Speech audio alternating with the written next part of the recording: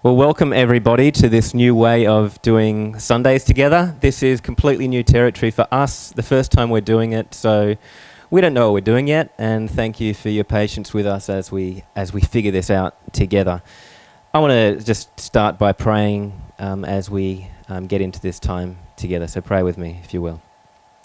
Father, we thank you that you are always with us wherever we are, that you never leave us, that whether we are gathered together in the same room or we are scattered into different homes, that you're with us, your presence goes with us, and you can do your work amongst us in that place.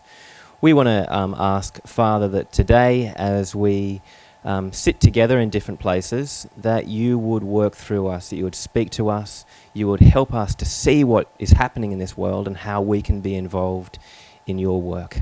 Amen. Well, you might be at home watching this by yourself, but one of the main things that we want to make sure happens during this time is that we stay connected with one another. And I'd encourage you, if you are on your own at the moment watching this, that you can find a time to connect with somebody else to discuss some of the things that we're going to be speaking about this morning. You might do that online through a streaming program. Or you might call somebody up after you've watched this, or maybe you have someone on the phone at the same time. Others of you will be meeting with some others, and just encourage you to think of creative ways to keep those connections going. We're not going to be running a normal Sunday gathering on this stream. What we want to do is we want to help to facilitate the discipleship wherever you are, whether that's online or in person with other people. If you are with other people, you might spend time in your gathering worshipping together, singing some songs. I hope you would spend some time praying with one another. You could spend some time reading scriptures. And hopefully what we offer to you this morning will be a help to facilitate some of your reflection and some of your discussion. Well, right now we are in the middle of a series, this is interrupting, but we're going to continue that series through to Easter. And the series we've been looking at is this series of Behold.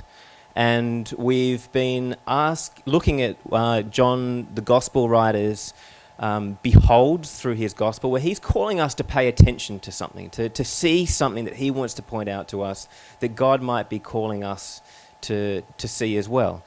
And we have a booklet which is going to come up on screen for you.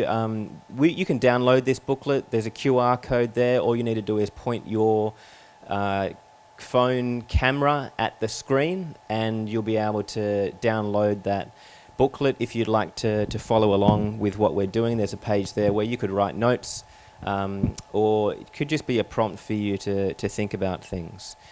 And this is where we're going to start today, just thinking about beholding, thinking about what is happening in the world at the moment and what this is doing to those around us in our community, and how we can both see what is happening and see what God might have us do in this situation. So I've got John to talk about this because he's got better ideas than me on this.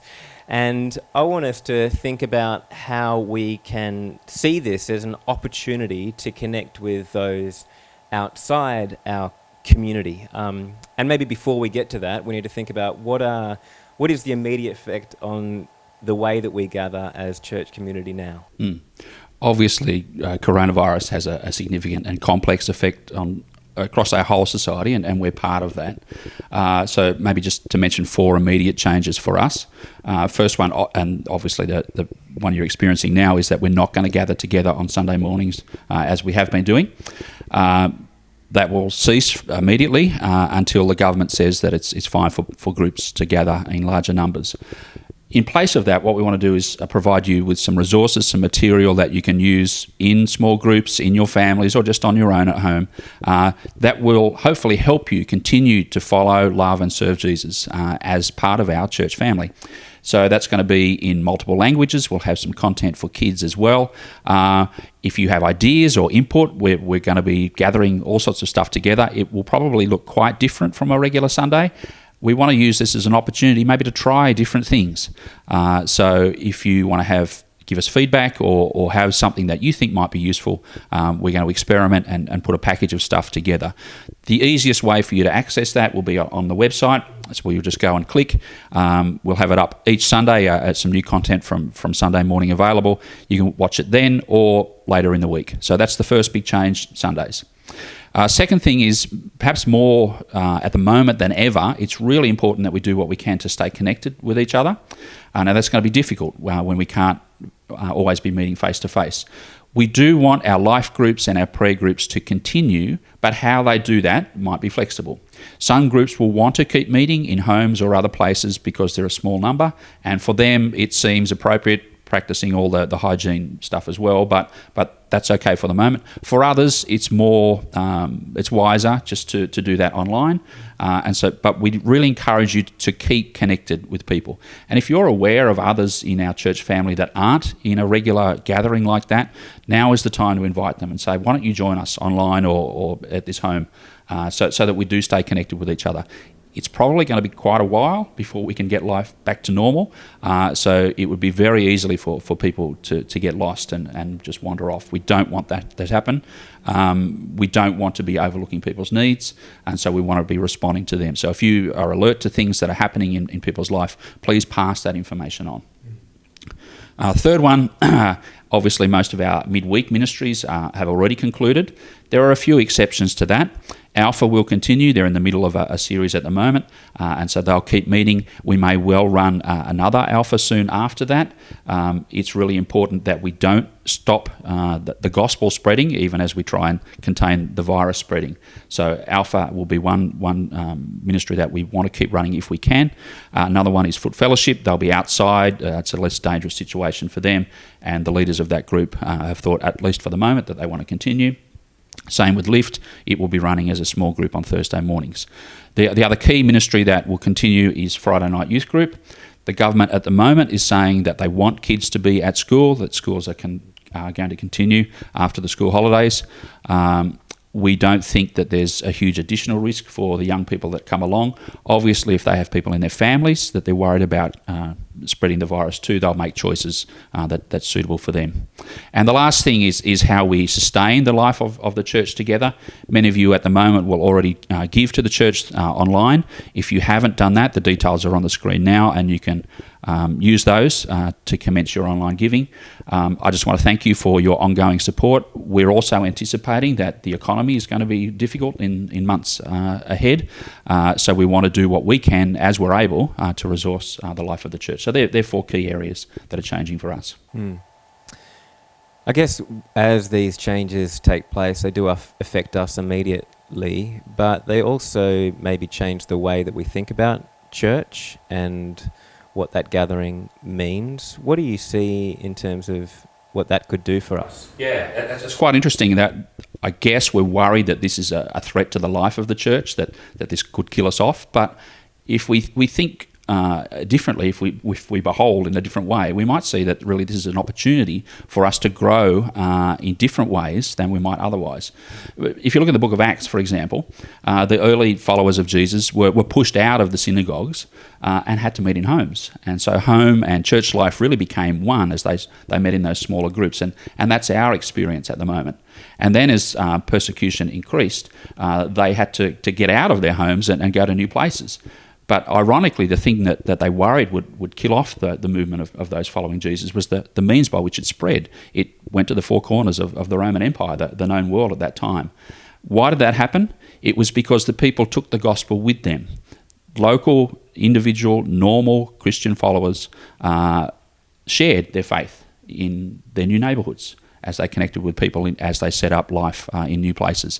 And maybe that's what we want to think of as a group of people. How can we use this change to our lifestyle as a way to connect with people we live alongside? How can we engage our neighbours? How can we use our time creatively? You're not going to be sitting in church on Sunday morning. How are you going to use that time? Maybe that is one opportunity in the week that you have to do something different with the person that lives next door or around the corner. go on a picnic, just catch up for a meal. Small groups, keep it safe, but try and do this in a thoughtful way. It might be that you simply ask them a question: how are they going? How are they finding things?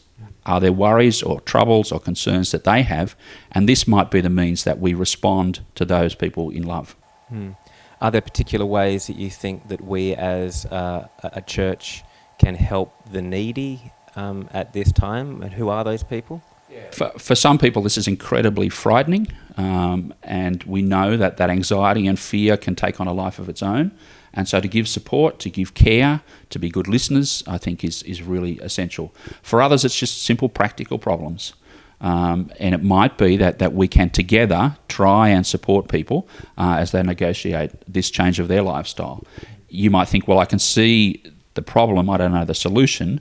I would say you don't try and work it out on your own. Talk to others in your small group or talk to us and see if we can come up with something that's helpful together. This is how the body functions. It's not just that all of us have to do everything, but together we can respond and help people in need. Yeah, and so we want to do that now.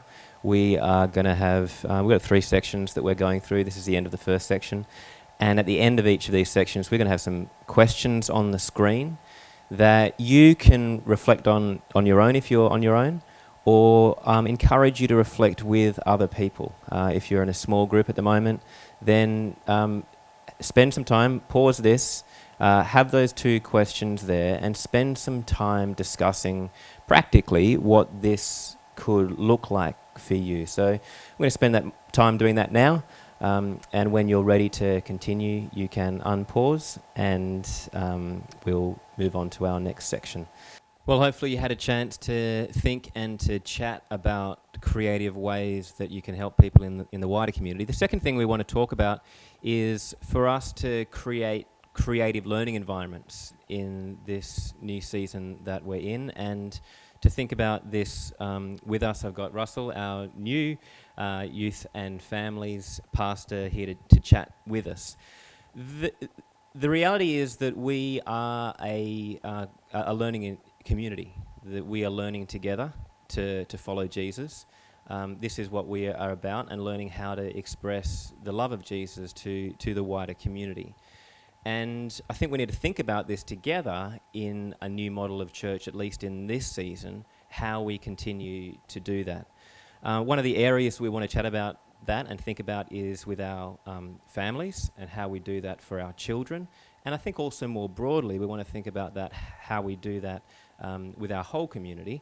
And so Russell you just started last Sunday as our youth and families pastor, and we interviewed you last Sunday at services, but some people might not know you. So do you want to tell us a little bit about yourself and maybe what you see as you come to be part of the community at Gordon Baptist? Thanks, Steve. The most important thing to know is that I am married to a great wife, Linda, have 6 children who are all married and practicing Christians, and 10 grandchildren, with 1 on the way in May. So that'll make that number 11. And you can deduce from that I love kids and really enjoy kids. With regards to the vision for children's and youth ministry, I'm very impressed with this book that's called Growing Young, and I think that's the vision for all churches. If they want to retain young people and engage them so that they follow Christ, we've got to grow young. We've got to be people who are investing in the next generation, in children and youth, as the future leaders and ministers of our church. That's cool, I love that. Now, you've come into a very interesting time to be part of the community. You haven't even really got to be part of all our normal children and youth activities. What do you see these changes meaning for us in terms of our children and youth programs at Gordon Baptist at the moment? Great question, and they are strange times. I think the amazing thing about children's ministry and youth ministry is that as far as God is concerned, it's parents, families, they are the primary children's ministers or youth ministers in a Christian community. So although there's a coronavirus and church meetings are stopping, that never stops. And what is great is this is an opportunity for parents and even grandparents to really raise an awareness amongst children and youth that God has given them that special privilege and role of doing everyday Christian discipleship in the home and in other contexts outside a church building. One of the great verses that has guided my own investing in our children as they were very young until they became teenagers was Deuteronomy chapter 6, verses 5 to 7, where God says, it gives those great commandments. You're to love me with your heart, your soul, and your strength. And then he goes on to say that you're to have these commands on your heart as adults. And then you now have a responsibility, he goes on to say, to impress them on your children. And adds to that this is to happen every day. It doesn't happen in a building or just on one occasion on a Sunday morning. You're to do this, he says, as you sit at home, that could be around the meal table, at dinner, breakfast time, or at the in the living room as you're watching a movie. You're to talk about these great commands that I'm giving to you, God says. And then he says, or when you're walking along the way, you could be walking down the park to the park or to the shopping centre or driving. He says, keep talking about me and about my great commands and instructions for everyday life when you lie down, when you get up in the morning, so that kids begin to realize that parents are sincere and engaged with Christianity, with following Christ every day in all of life. And this, therefore, means that Sunday morning, when you would normally go to church and sit in a building and the kids go off to creche or to kids club or kids church, now's the time actually for parents to say, actually, we are pastors in our home. We are spiritual leaders and carers, and we're going to set the pattern for the rest of the week. We're going to use Sunday morning, gather together as a family or maybe with another family, and we're going to set the attitude and the approach for the whole week by using this time. And I think it really will make kids aware that my dad, my mum, or even if it's a single parent, that they really are interested in me and my spiritual development. Yeah. Amazing ideas. I love the ideas, but for some of us that are parents, that can be quite intimidating, because I imagine for some it's like we don't know how to do that. That's why we come to church on a Sunday, because we want our kids to grow up in that environment, and so we want to bring them to a program to do that. But if you're saying it's the parents' responsibility to do that, I guess a key question in this, and you've had experience in this yourself, but how? Like, what does that look like? How do we learn that? What does it mean for us to disciple our children? I think that's a great question, and I think you've made a great point that for many parents, that can sound overwhelming and really think like, oh, I don't have the ability or the skill to do that. I really need someone who's trained to do that. But kids love parents who love God. Kids enjoy parents who enjoy God. So the first most important part of doing this with your children is to be natural. It's who you are, and it's about your faith and your enjoyment and your experience of God that you're sharing.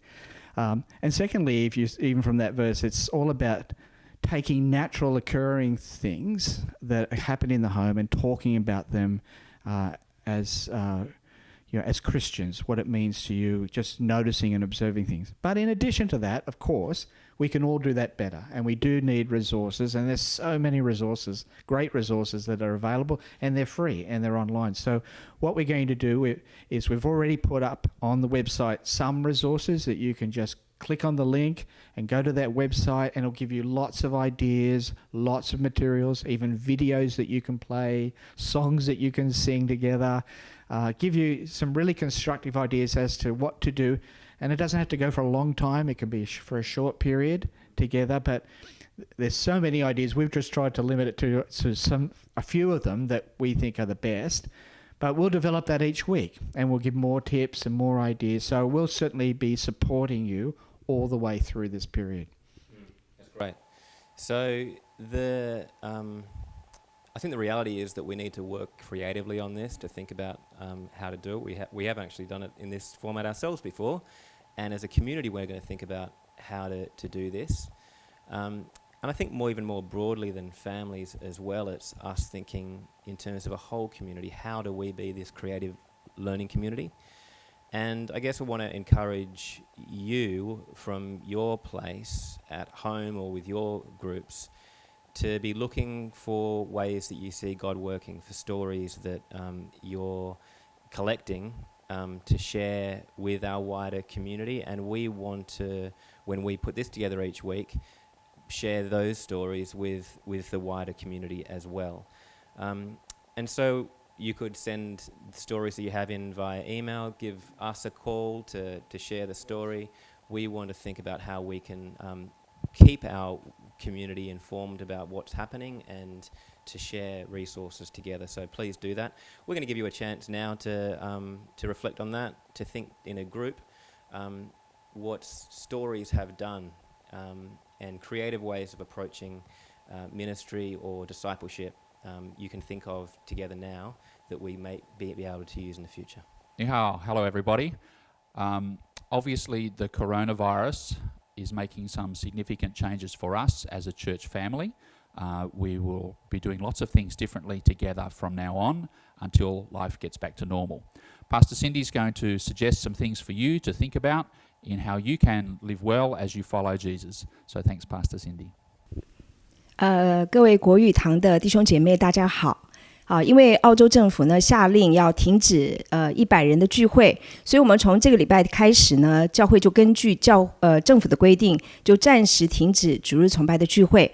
但是呢，我们还是会按照很正常的方式进行，不会影响到弟兄姐妹的教会生活。所以主日崇拜呢，我们要改为这个线上的聚会。那教会有一些措施呢，将会陆续公布在教会的网站上面。在好几周以前呢 Jed 呢就来到我家帮我注册了 Zoom， 然后呢我们那时候祷告会和很多的小组都是借着这个网络上的软体呢，我们一起在聚会，而且保持很好的联系。星期三的早上9点15分，欢迎弟兄姐妹加入线上的祷告会一直到10点半。那10点半到12点呢，就是以马内利小组的聚会那个大家这个礼拜呢祷告会有15个人，那以马内利小组呢一共有差不多13个人然后星期四天天读经的小组也进行得非常好，大家在上面分享啦、问问题啦，还有讨论问题都有非常多的得着。星期五晚上有2个小组，一个是 Sophie 的小组，一个是 Cindy 的小组那就是一个是13周，一个是24周大家都有一个正常的那个进度在进行。星期三的以马内利小组是查创世纪，星期五Cindy 的小组也是查创世纪。那么星期五晚上 Sophie 的小组呢，现在查雅各书。那星期四的小组呢，就是根据天天读经的内容我们做一个进度，所以呢，所有东西都是按照正常方式进行那我看到弟兄姐妹在这段时间里面呢，大家都有非常火热的心没有人冷淡，非常感谢主。然后星期四晚上就是星期一到星期四晚上呢，我发起了一个祷告会就是我们已经实行了1个礼拜。星期五和星期六是属于家庭生活，还有礼拜天，所以我们就停止。所以礼拜一到礼拜四呢，就是希望弟兄姐妹呢跟你的配偶，如果你配偶是基督徒的话，就跟配偶一起祷告，甚至儿女是基督徒就跟儿女一起祷告。那么其他的，如果你独自一人，我很鼓励你邀请其他的弟兄姐妹然后跟他一起祷告。那么我在这礼拜3天，我都是邀请不同的弟兄姐妹祷告分享，我觉得非常的好。我希望在这个时间大家都是在家里面隔离的这个期间我们有更多的能够彼此能够连结让彼此弟兄姐妹的距离更加的靠近，我们不会疏远，我们感谢主。那么星期四的天天读经呢，我们有问题解答，我们有分享那么也有一些弟兄姐妹分享自己的读经心得，我觉得非常非常的好。那么我建议弟兄姐妹在家里面呢要操练敬虔上帝给我们这么好的一段时间呢，如果我们没有学习在这段时间操练敬虔的话，那么如果我们就不要找借口说我们很忙了现在上帝强迫我们都待在家里面操练敬虔所以呢我建议听一些好的讲道，听讲道你不要听过去就算了，你要做笔记好，反复的阅读，好，把神的话记在心里面，我们才有办法把神的话行出来。好，那么在家里还要操练默想和祷告，我们更多的时间能够亲近主。